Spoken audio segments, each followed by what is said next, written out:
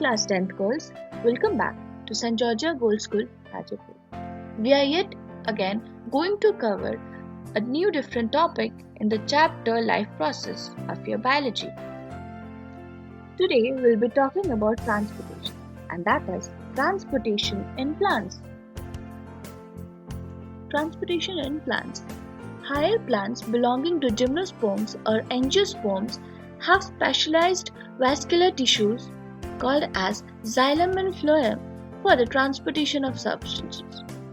Xylem is a conducting tissue which is responsible for transportation of water and minerals.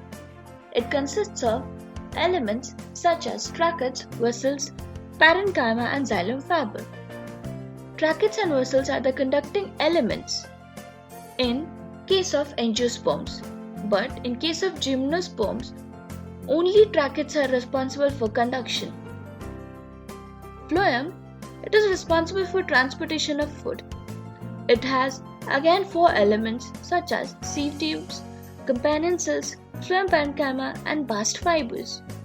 The sieve tubes are the conducting elements present in case of phloem. In angiosperms, both sieve tubes and companion cells are present, but in case of gymnosperms, only sieve tubes are present and companion cells are absent. Basically, there are several terms that are associated with the ascent of sap or movement of water molecules from the root hairs to the leaves. The cells of the root hairs have a semi-permeable membrane. Thus, water and minerals which are present in abundance in soil reach the root of the plant through the root hairs with the help of the process of osmosis. Thus, water gets accumulated or collected in the root, causing a root pressure. The root pressure is responsible for movement of water till the stem. Now, consider the case of a very thin tube. You'll see that any liquid will rise if the thin tube is placed in a location because of certain physical forces. This is called as capillary action. The third is the transpiration pull. Loss of water vapors through the stomata creates a vacuum called the suction in the leaves of the plant. The transpirational pull or the suction sucks the water column from the xylem tubes, and thus water is able to rise up to a great height in the stem as well as reach the leaves.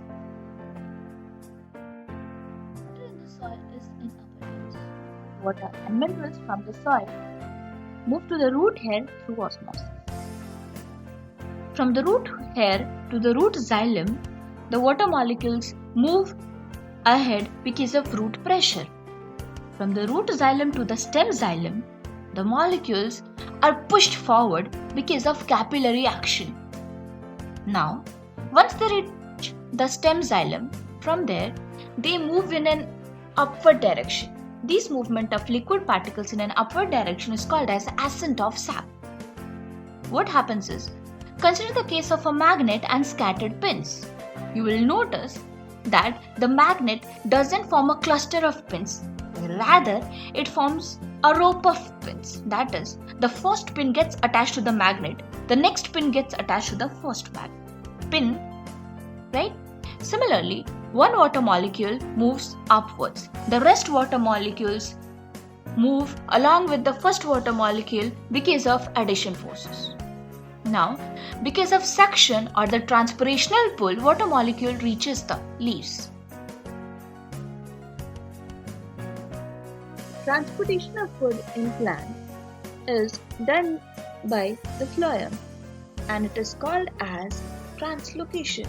The phloem transports food materials from the leaves to various other different parts of the plant body, and for that purpose it utilizes energy in the form of ATP. The osmotic pressure in the tissues increases, and thus it causes the particles or water molecules to move into the tissue.